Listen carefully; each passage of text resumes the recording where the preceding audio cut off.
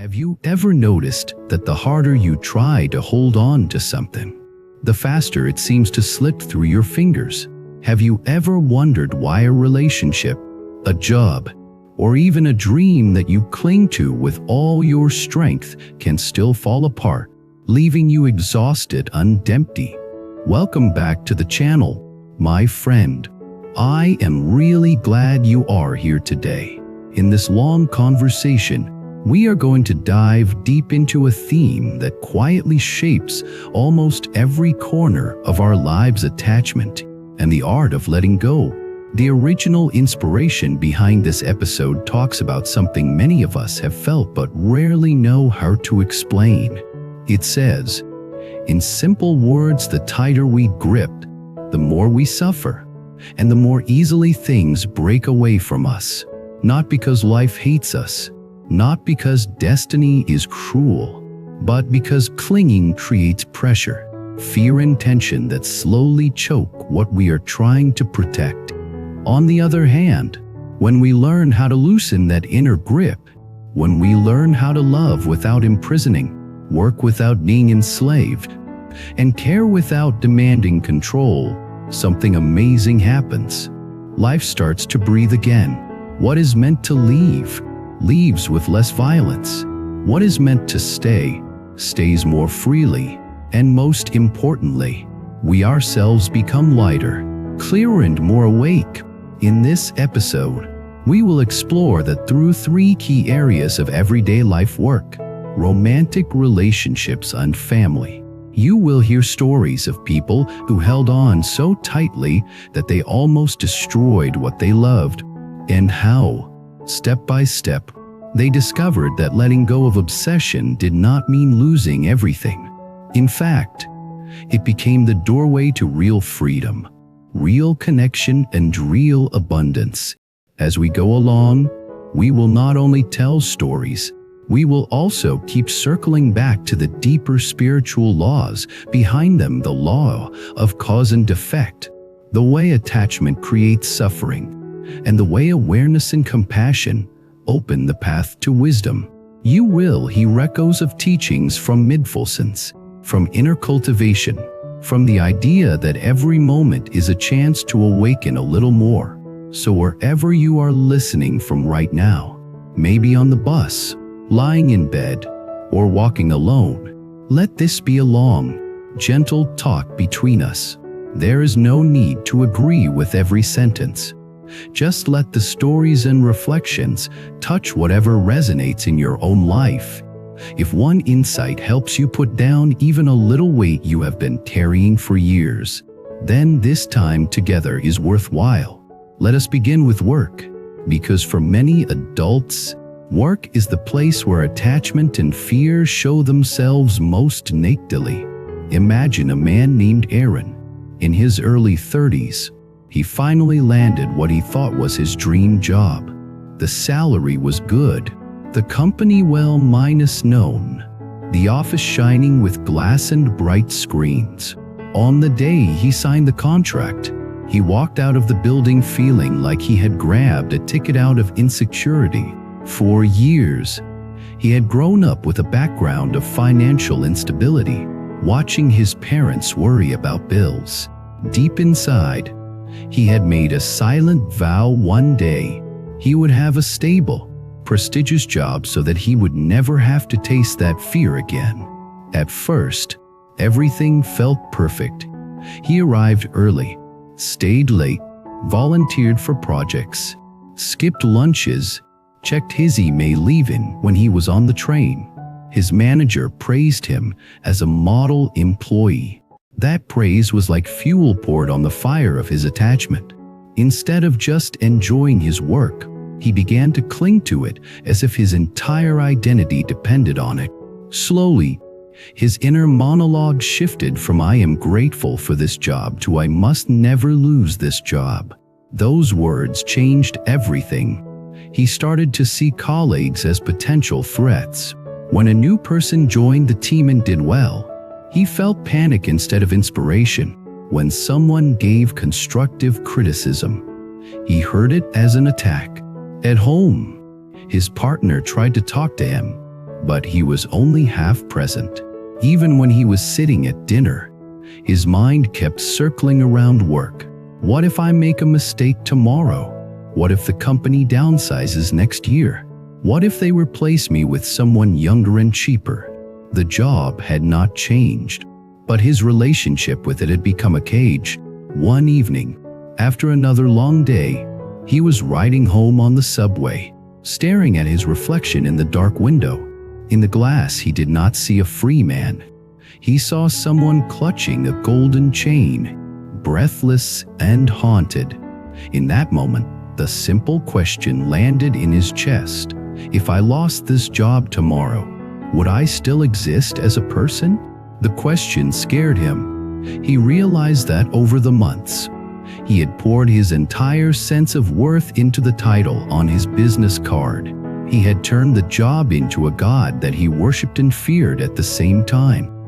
A few weeks later, an unexpected event shook him awake. The company announced a reorganization. Rumors spread that one of the teams would be dissolved. Panic rippled through the office like an electric wave. Aaron barely slept for nights. His mind painted disaster after disaster. Finally, the official list came out. To his shock, his own position was kept. Some colleagues he considered less valuable were let go. He felt relief for 1 second, then saw the shocked faces of those leaving, and something pierced him. He watched one of them, a middle-aged woman named Clara, pack her things calmly. She had been at the company longer than him. He walked over and stammered, "I am so sorry this happened to you." She looked at him steadily and said, "Thank you. It is hard, but I knew this day would come someday. No job lasts forever. I am sad, but I am not broken." Her words stunned him. The person losing the job seemed more peaceful than the one keeping it. Walking home that day, he felt a strange mix of guilt and gratitude. He realized that his real prison was not the company. It was his own attachment to the image of security. That night, he sat in silence for a long time. For the first time, he turned his attention inside and whispered, "Maybe I need to learn how to work with commitment without chaining my whole soul to this." This is where the idea of letting go enters. Letting go does not mean becoming lazy or careless. It means loosening the belief that if I lose this, I am nothing. It means remembering that your value is bigger than any single job. It means showing up fully today, but not gripping tomorrow with white knuckles. Over the following months, Aaron began to practice small acts of inner release. When fearful thoughts appeared, he noticed them and said inwardly, "I hear you, but I will not worship you." He started to reconnect with other parts of his lifetime with his partner, deeper conversations with friends, old hobbies he had abandoned. At work, something interesting happened. Because he was no longer suffocating under terror, he became more creative, more relaxed, more genuinely helpful. His colleagues felt the difference. The atmosphere around him softened. He was still serious about his work, but he was no longer a servant of fear. In spiritual terms, this is a shift from attachment to presence. When we cling, we do not really love the object. We love the illusion of control it gives us. When we let go, we are able to relate to it more clearly, more honestly. We can enjoy it while it is here. And if it leaves, we do not completely collapse. Now let us move into the realm of romantic love, where attachment can be even more intense and painful. Picture a woman named Sophia. She fell deeply in love in her late 20s. At first, the relationship felt like a miracle. Her partner, Daniel, was caring, attentive, thoughtful. They shared long talks, jokes, dreams. For a while, everything was warm and easy. But underneath that happiness, Sophia carried old wounds. As a teenager, she had grown up in a household where affection was inconsistent. Sometimes there was love, sometimes coldness. She had developed a deep fear of abandonment. At the beginning, she tried to hide that fear. She told herself, "This time will be different." But as the months went by and her love grew stronger, so did her panic at the thought of losing him. If Daniel replied to her message quickly, she felt secure. If he took longer, her mind began to spin. Did I say something wrong? Is he bored with me? Is he texting someone else? If he went out with friends and forgot to check in for a few hours, she felt not only annoyed but betrayed. When he came back, she confronted him with sharp questions disguised as jokes. Small delays became big dramas. Without noticing, she began to tighten her emotional grip on him.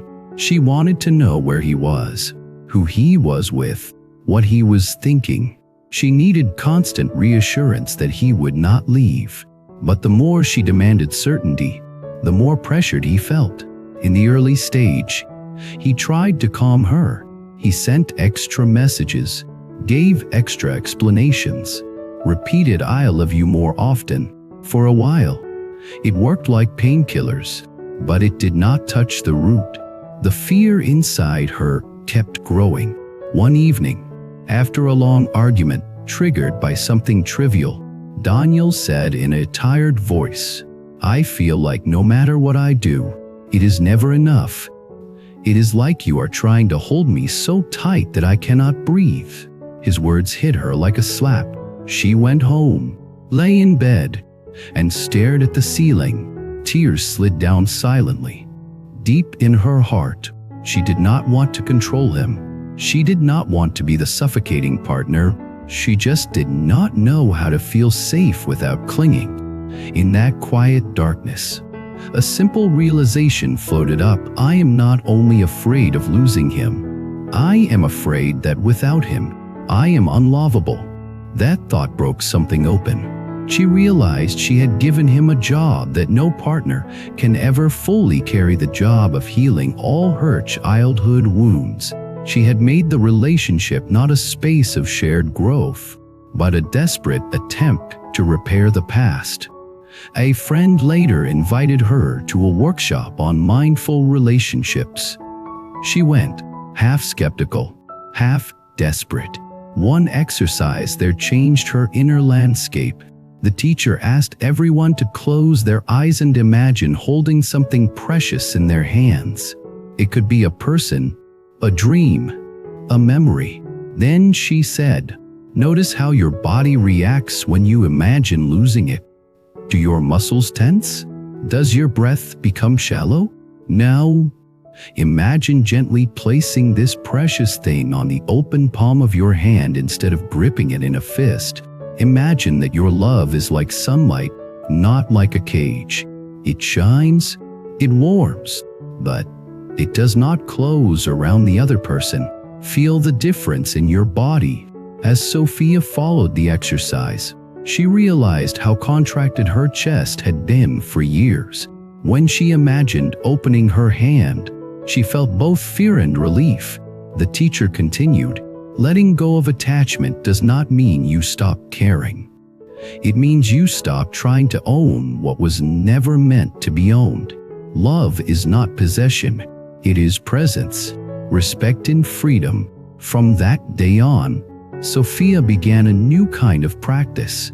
Whenever she felt the urge to check his phone, demand reassurance, or interrogate his schedule, she paused. She took a deep breath, placed one hand over her heart, and silently said, "I see you, fear, but I will not let you drive this relationship." Sometimes she still slipped into old patterns. Old wounds do not vanish instantly, but slowly, something softened. She started focusing not only on what he was doing, but on what she was bringing into the connection. Instead of asking, "How can he prove he will not abandon me?" she began to ask, "How can I become a person who stands on her own feet?" who can love bravely without collapsing if someone leaves. The more she grew in that inner stability, the more the energy between them changed. Daniel no longer felt hunted by her anxiety. He began to relax too, and in that relaxation, their love became more genuine, less like a contract of mutual fear. Here we see a crucial truth: attachment often masquerades as love, but it is actually built on fear. True love grows stronger when we let go of control and instead cultivate understanding, trust, and inner wholeness. When we accept that no one person can fill every empty space in our soul, we stop demanding the impossible and start walking the path of healing ourselves. Now let us move into family, where attachments can be thick like roots and heavy like chains. Imagine an aging father named Michael and his only son, Ethan. Michael grew up poor and worked hard his entire life to build stability. His greatest wish was to see his son live better, with more opportunities and less struggle. On the surface, this is a noble intention, but underneath it, there was also attachment. He had already decided what better should look like: a certain career, a certain lifestyle, a certain image of success.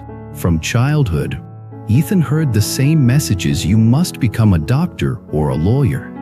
Anything else is a waste of your potential. Do not disappoint this family. I gave up so much for you. Out of love and fear, Michael held on tightly to his vision for his son. He pushed him to attend specific schools, take specific classes, aim for specific internships. Whenever Ethan expressed interest in art, music, or travel, Michael would say, "That is fine as a hobby, but do not forget what really matters." At first, Ethan tried to obey. He studied hard, followed the track, suppressed his own dreams. But as he grew older, a quiet resentment started to grow. He felt like his life was being written by someone else. One night, during his final year at university, he confessed to a close friend, "If I follow my father's plan, I might be safe, but I will be dead inside." That summer, he finally found the courage to tell his father the truth. Sitting at the old kitchen table, he said with a trembling voice, "Dad, I respect how much you have done for me, but I cannot live the life you want anymore. I want to work in a totally different field. I want to build a path that feels true to me, even if it is not as stable." The words hit Michael like a storm. All his fears erupted. "After everything I have sacrificed, this is how you repay me," he shouted. "Do you want to throw your future away? Do you want to see me die of worry?" They argued for hours. At the end, Ethan left the house in tears. For weeks, they barely spoke. The once close bond between father and son felt shattered. From the outside, it might look like a simple generational conflict, but at its core, it is another story of attachment. Michael was so attached to his image of a successful son that he could not see the living person in front of him. His love had become tangled with control. He believed he was protecting his child, but in truth, he was trying to protect his own identity as a good father who produced a successful child. One afternoon, during that silent period, Michael was sitting on a bench in the park, watching children play. Nearby, two parents were talking. One of them laughed and said, "I used to dream my daughter would follow my footsteps, but now I just want her to find a path where her eyes shine. Life is too short to force them into our unfinished dreams." Those words pierced his heart. He thought back to his own youth. His parents had also tried to force him into certain roles. He remembered the suffocation, the rage, the feeling of being unseen. In his determination to do better, he had repeated the same pattern in a more modern form. He had held his son so tightly that Ethan's spirit could not stretch its wings. That evening, he opened an old drawer and found a dusty notebook where he had once written poetry in his teens. He read a few lines and felt a forgotten part of himself stir. Back then, he too had dreams that did not fit the narrow box of survival, but he had buried them under responsibility. Tears rose unexpectedly. He whispered, "I wanted freedom too." In that tender moment, a new understanding dawned. Maybe loving my son now means releasing him from my chains, not tightening them. Maybe my task is not to protect him from every risk, but to support him as he discovers his own path, even if it is not the one I would have chosen. A few days later, he called Ethan and asked him to meet. Sitting again at the kitchen table that had witnessed so many arguments, he said slowly, "I am sorry. I confused my fear with your future. I still worry. I probably always will. But I see now that forcing you to live my script is not love. I want to understand what you really want. Can you tell me again?" This time without me interrupting. The conversation that followed did not magically erase all tension, but it opened a door. Instead of clinging to his idea of success, Michael began to practice letting go. He still advised, still cautioned, but he tried to do it from a place of respect, not control. This story shows that in family, letting go does not mean abandoning. It means giving up the illusion that we own another person's destiny. It means honoring their inner calling, their timing, their lessons, even when we do not fully understand them. It means trusting that there is a deeper wisdom guiding each soul's journey, beyond our human fears. Now, having walked through work, love and family, let us gather the threads. What is the common pattern in all these stories? In each one, attachment begins with something beautiful: gratitude for a job, love for a partner, care for a child. There is nothing wrong with these. They are precious human experiences. The trouble begins when fear wraps itself around them. Fear whispers, "If you lose this, you are nothing. If you lose this, you will never be happy again." Once we believe that voice, we start to grip.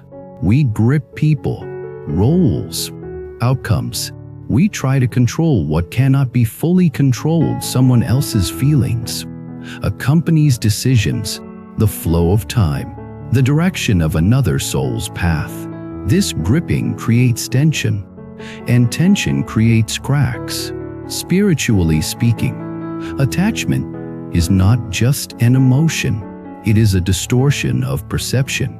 It makes us forget that everything in this universe is impermanent. Every job, every relationship, every body, every season will eventually change. This is not a curse. It is the natural movement of life. When we fight this basic truth, we suffer endlessly. Letting go does not mean becoming cold or indifferent. It means aligning with reality instead of arguing with it. It means loving what we have while we have it, and when it begins to move away, we bow to that movement with as much grace as we can. It means shifting from "this must stay exactly as I want," or "I will die," to "I will meet whatever comes with as much clarity, compassion and courage as I can." You might be wondering now, but how do I actually do that in my daily life? It sounds nice in theory, but when I feel panic, how do I let go? The path begins with awareness. You cannot drop what you are not even aware you are holding. So the first step is simply to notice where you are clinging. You can ask yourself gentle questions: where in my life do I feel constant tension, fear, or control? Where do I feel that if this thing or person changed, my world would collapse?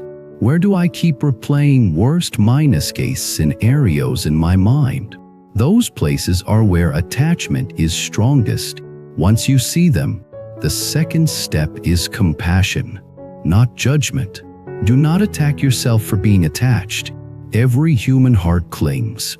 It is what the untrained mind does. When you notice your grip, you can say to yourself, "Of course I am afraid. I learned long ago that losing hurts, but maybe there is another way." Then comes practice. Letting go is not a single dramatic act. It is 1,000 tiny relaxations. When you feel the urge to check your phone for the 10th time to see if someone has replied, you can breathe and wait 1 extra minute, then 5, then 10. When you feel the impulse to manipulate a situation to protect your image, you can experiment with honesty instead. When you feel the old story of "I am nothing without this" rising, you can place a hand on your heart and whisper, "I existed before this. I will exist after this. Who I am is deeper than this role, this approval, this relationship." Over time, these small acts add up. The nervous system learns that you can survive uncertainty. The heart learns that it can stay open even when things change. The mind learns that thoughts of disaster are not destiny. From a spiritual viewpoint, this is the work of awakening. We move from being completely identified with our attachments to resting more in the awareness that watches them. That awareness is like the sky. Thoughts, emotions, roles and relationships are like clouds. They come and go. The sky remains. The more we learn to rest as that sky, the less we panic when a particular cloud changes shape. Narrow. I want to speak directly to you in a more personal way, almost like we are sitting across from each other with a cup of tea. Maybe as you listened, you recognized yourself in Aaron, tying your worth to your job. Maybe you heard echoes of Sophia's panic in your own relationships. Maybe you felt the ache of Michael's story, realizing that in trying to protect someone, you have been holding them too tightly. I want you to know this: you are not a bad person for being attached. You are human. Most of us were never taught how to love without clinging. We grew up seeing control, manipulation, silent expectations, fear-based parenting, panic around money and status. We absorbed all of that like sponges. The fact that you are even reflecting on this now, that you are listening to a long exploration about letting go, already shows that something in you is waking up. That awakening is precious. It is the beginning of freedom. Let me share a bit from my own side. As the voice speaking to you, again and again, people write into this channel with stories that have the same flavor. They say things like, "The more I tried to keep my partner from leaving, the more distant they became." Or, "I tried to plan my career perfectly, and every time something unexpected ruined it. Only when I relaxed a little did something better come along." One person wrote about how they clung to an image of themselves as the strong one in the family. They never cried, never asked for help, always stepped in to fix problems. They believed that if they ever showed weakness, everything would fall apart. For years, they carried this heavy role. Then, one day, their body gave out. Stress and hidden grief turned into illness. Lying in a hospital bed, they realized a harsh truth by trying to hold everyone together. "I never let anyone hold me. I turned myself into a machine. I abandoned my own heart." During recovery, they slowly began to practice letting go of that identity. They allowed themselves to say, "I am tired. I need help. I do not know." At first, they felt guilty and naked. But something surprising happened. Instead of the family collapsing, other members stepped up. There was more honesty, more shared responsibility. They wrote, "Letting go of being the strong one did not destroy my family. It saved me, and it healed us." Stories like this remind us that attachment can hide even in admirable roles: the hero, the savior, the perfect parent, the ideal child, the top performer.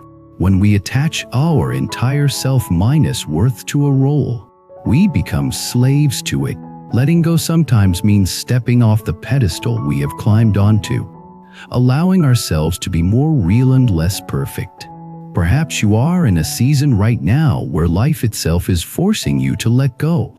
Maybe a relationship ended, maybe a job vanished, maybe a long-held plans simply did not work out.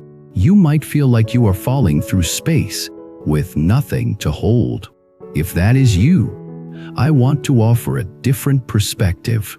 It may feel, right now, like everything is being taken away, but sometimes, what looks like loss is actually life removing the things we were gripping so tightly that they were crushing us. Sometimes, a chapter has to close for a deeper one to appear. This does not mean you should pretend you are not hurting. Pain is real. Grief is real. Let yourself mourn what is gone. Cry if you need to. Write, walk, sit in silence. But in the middle of that grief, keep a small, steady flame of curiosity alive. What might this loss be trying to teach me about myself? Where was I clinging? Who might I become if I accept that this door has closed and look for another? You may not see the answers immediately. That is okay. Trust does not mean understanding everything right now. Trust means believing that meaning and growth can eventually arise, even from the wreckage. If you look back on your own life, you might already see examples. Think of a time when something you desperately wanted did not happen, and later you realized it was a hidden blessing. Think of a person you thought you could never live without, yet somehow you are still here, breathing, learning, perhaps even loving again. Every time you passed through such a fire and came out alive, a deeper part of you grew, maybe more compassionate, more humble, more conscious of what really matters. Those are the fruits of letting go, even when it did not feel voluntary. So as we begin to close this long reflection, I invite you to look gently at your current attachments, not to force yourself to drop them all tonight, but to simply acknowledge them and ask, is the way I am holding this bringing me peace or suffering? Am I loving this person or thing? Or am I trying to own and control it? You might choose one area of your life as a starting point. Maybe it is your work, maybe a relationship, maybe your image of yourself. For the next week, you can experiment with tiny acts of release there. You can journal about your fears, talk to a trusted friend, sit quietly and watch your thoughts without immediately believing them. This is how inner transformation really happens, not through one grand decision, but through patient, repeated practice. Over time, the inner grip softens, space appears. In that space, wisdom arises, compassion expands. Life becomes less about desperate control and more about responsive participation. Before we say goodbye for now, I want to invite you to be part of this channel in a more active way. If any part of this long script resonated with you, if a story reflected your own, or if a question was stirred in your heart, I would love to hear from you. Share your experiences in the comments. Tell us about a time when you realized you were holding on too tightly. How did you notice it? What helped you begin to let go? Or maybe you are in the middle of that struggle right now and simply need a space to say, I am scared of losing this. Your voice might be exactly what someone else needs to hear today. If you found value here, you can support this channel by subscribing so you do not miss future deep-dive episodes like this. By clicking like to let the platform know this content matters, and by sharing it with someone who you feel might be trapped in their own attachments and needs a gentle reminder that they are not alone. If you feel called to go even deeper and help sustain the time and energy behind these long minus form reflections, you can also consider joining as a member. Most importantly, as you step back into your life after listening, remember this simple line: real possession is not about clutching. It is about being fully present while you have something, and fully alive even when it is gone. May you find the courage to loosen your grip where it hurts you, the wisdom to see what cannot be controlled, and the compassion to hold yourself tenderly through every season of change. Every person carries a certain energy. Your focus, your dreams, your purpose. Bracelet is a physical reminder of that energy. Symbol you wear daily, that pushes you to stay grounded, balanced, and aligned. If one of the bracelets caught your eye, you can order it through the link in the description. And check more powerful styles on our homepage store. Choose the one that strengthens your journey.